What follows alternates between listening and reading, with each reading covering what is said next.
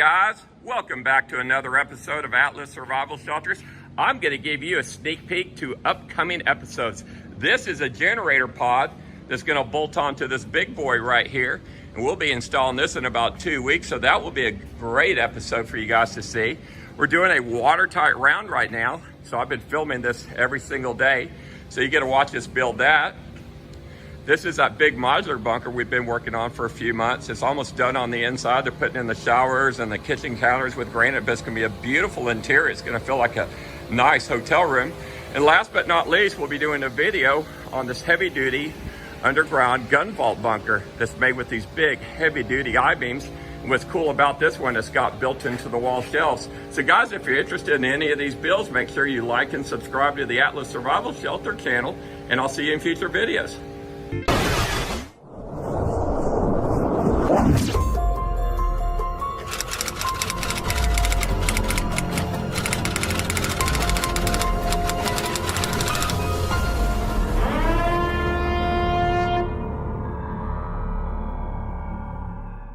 Guys, welcome back to another episode of Atlas Survival Shelters. I hope everyone is doing fine and they're healthy and this coronavirus hasn't touched anybody in your family.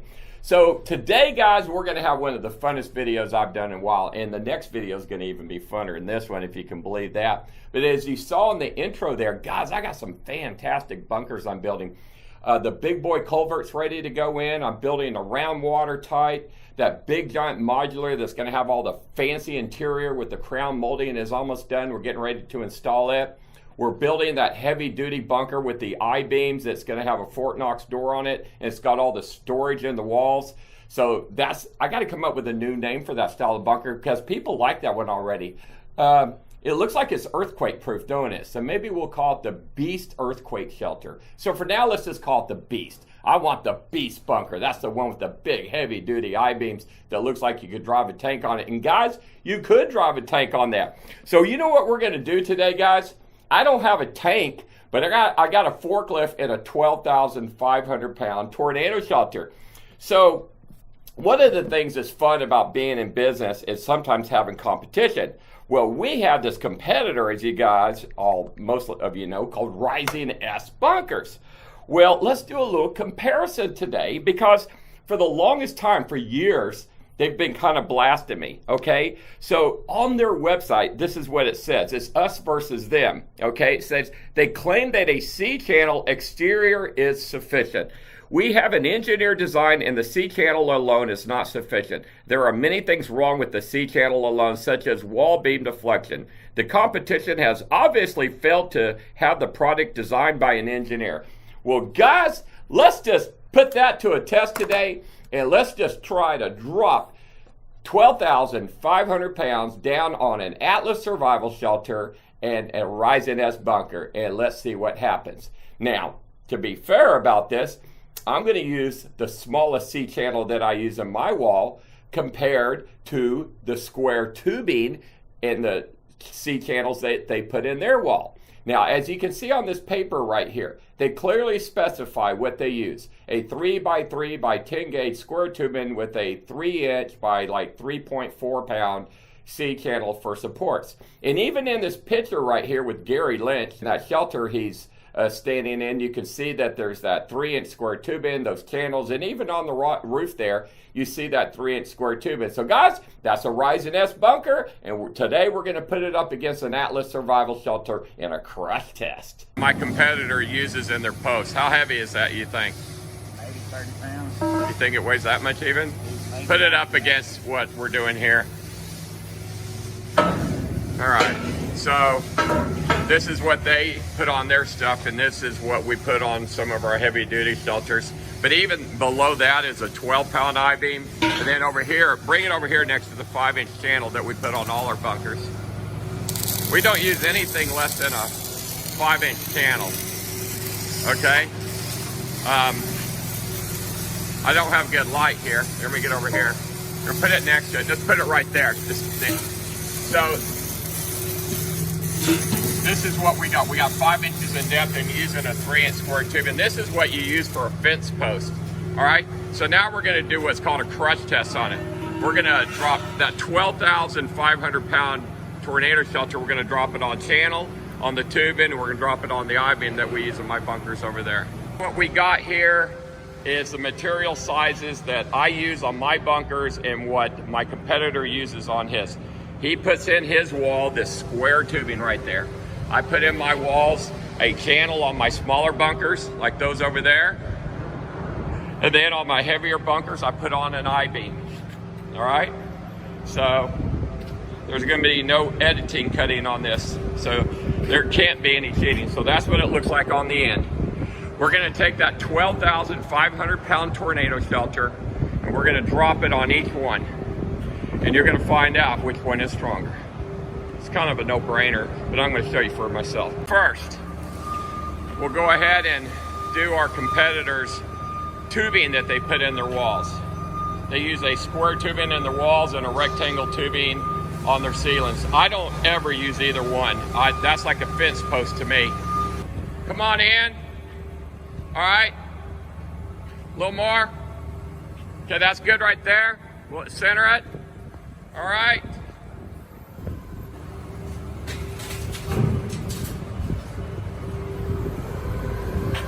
All righty. Okay, going back up.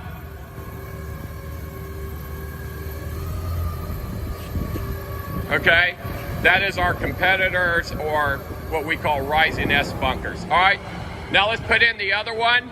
Drop in the channel, which is the one we put on our walls.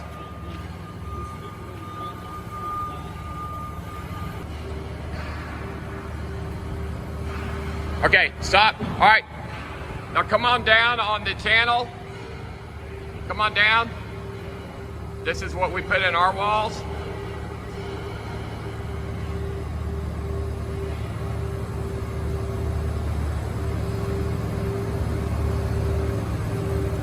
All right, let's see what it's doing here.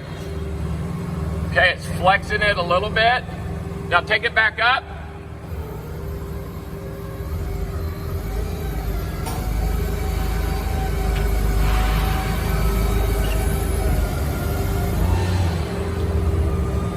It's straight. All right, now let's do the I-beam. Ready? All right, well, come on down on the I-beam. Didn't even move the I-beam. Go back up higher. Go up about 5 feet. And then come down as fast as you can on the I-beam.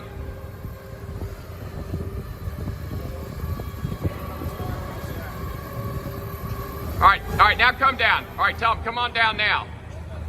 Now. Yeah.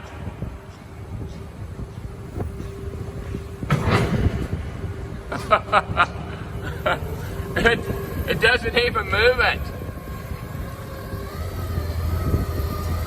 There's zero flex in it. Matter of fact, the I-beam broke the concrete, 12,500 pounds.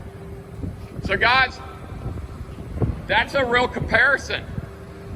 This is Atlas's heavy duty bunkers. This is Atlas's standard bunkers with its channel.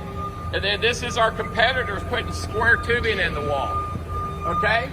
So if I go over to one of my bunkers here, see, and all my walls, there's that structural channel, and then in between it is a structural channel. We went ahead and made basically a wall section like our competitor uses.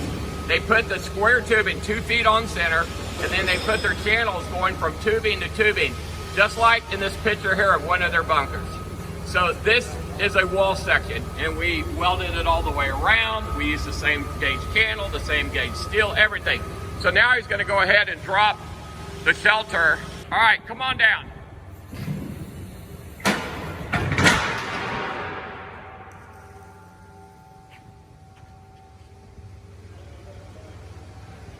Pick it back up.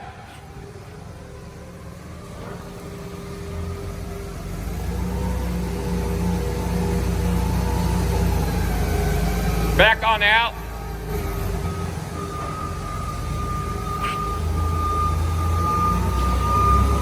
Wait, stay right there. Actually, take that out and I'll put my I-beam back in there and do the exact same thing with my I-beam.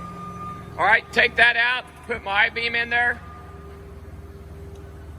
and do the exact same thing to the I-beam. Although we've already done it, do it again. Atlas literally is crushing the competition right here. Go ahead and grab that I-beam.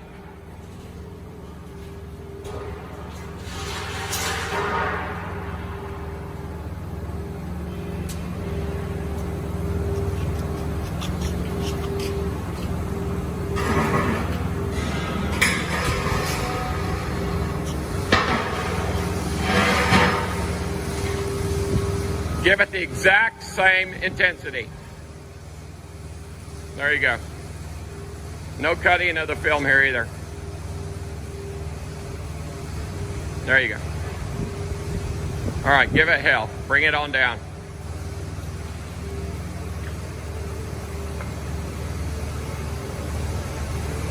Go.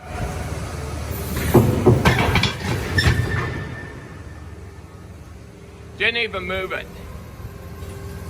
Pull it back up.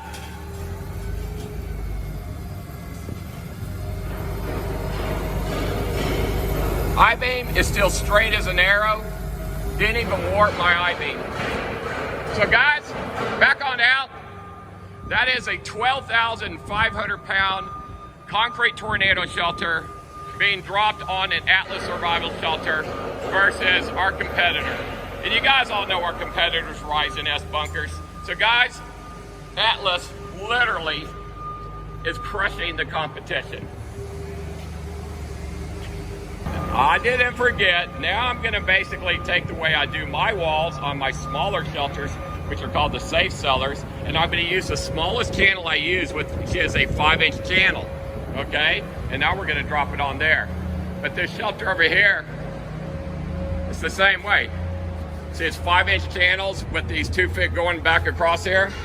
So that's what we put on our walls, and that's what I got right there. So now I'm going to test my shelter the exact same way versus the competitors' square tubing, which they think is stronger than channel. They're idiots. That's all I can say. They're idiots. But everyone knows that, but now I'm just proving it. 12,500 pounds. Solid concrete.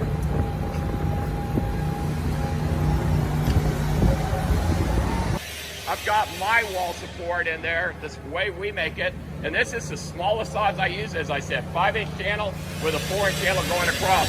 We're gonna do the exact same thing. Give it hell, go ahead. Pick it up, do it again. It didn't move it. Hit it again. Go up again. Higher. Higher. Higher, higher, that's good. Come down hard.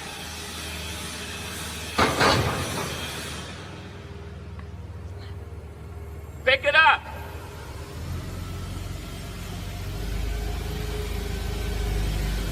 Still straight as that. Go higher, higher.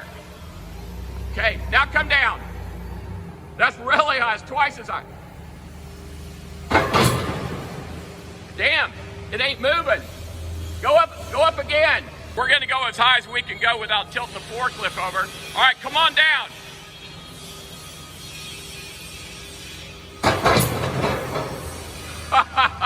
It didn't do nothing. 5-inch channel, the weakest channel we use on our bunkers. Pick it up.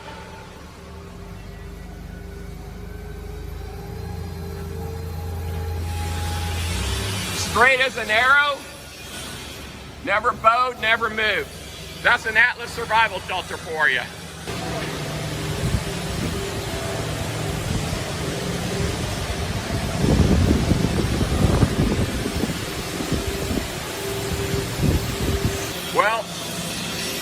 Well, there you have it, guys. Literally a side-by-side comparison. We hit mine with 3-4 times.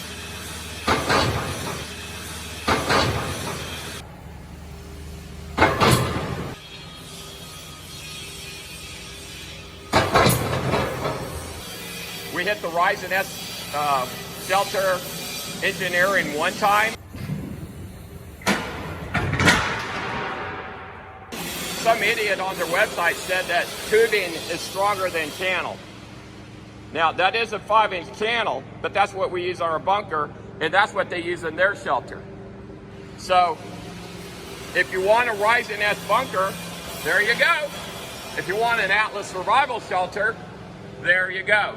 But you go to any one of my bunkers in here, you'll find a 5-inch channel like that. That's 5 inches with a 4-inch going across. Even my staircase has a 5-inch channel going across it. Where my competitor, like in this picture here, look at that. It's just a square tubing or a small channel, 5-inch channel. So I put the same strength in the walls of my staircases as I do my bunkers, and then I even go bigger on bigger bunkers. Then on the roof up there, I go to 8-inch channel, where on these ones here, we have 6-inch channel. So guys, as I get bigger, I go stronger. But that test that we just did right then, you can't fake that stuff. I was actually surprised that my channels didn't bend a little bit. I was very surprised. I was like, you gotta be kidding me. That means we get to these bunkers I'm making here using I-beams in the walls. So guys, I-beams are probably twice as strong as the channels. And that I-beam right there is probably several times stronger. This is basically gonna be an earthquake-proof, blast-proof bunker right here, all right? That is the strongest I can go right now unless I go to a deeper I-beam. But guys, it's almost not necessary, but you know what? Better safe than sorry. So guys, when you're comparing shelter companies and products, look at the strength of the material, look at the strength of the steel, look at the type of air system, look at the doors, look if they have 90-degree turns on them. Look at this, 12-inch I-beams up there. And what we just tested was a 6-inch I-beam. I'm using 12-inch I-beams up there and 6-inch I-beams in the walls.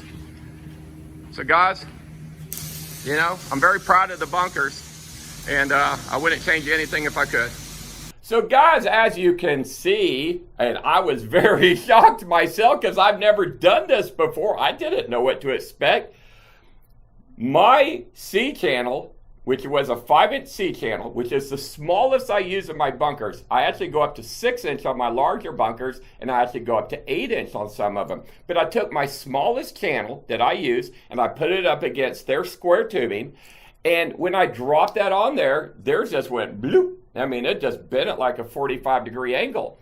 So I went ahead and built a section of the wall, just like this picture here with Gary Lynch, okay? 2 foot apart, 2 foot on centers, and I dropped the concrete on top of it, and it just folded it up. But then I dropped it on mine, not once, not twice, not 3 times, but 4 times. And even the 4th time, I dropped it from like 4 or 5 feet high just to see what it would do. And guys, I was blown away how strong that my shelters are.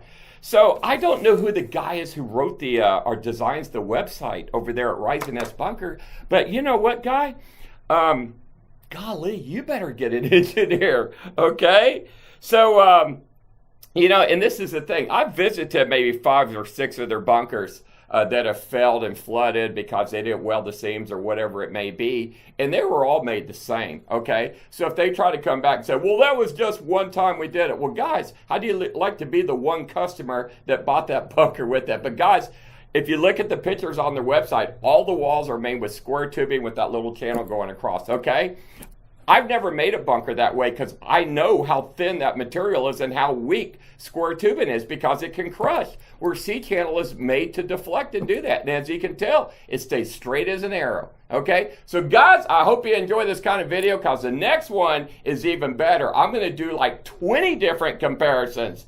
And that's going to blow your mind when you see that video. So guys, as always, thank you for watching my channel. Make sure you like and subscribe. Share this video if you want other people to see it. Hit that little ding, ding, ding bell. Lets you know when the Atlas Survival Shelter comes in. But guys, as always, I love you. I'll see you on the next video.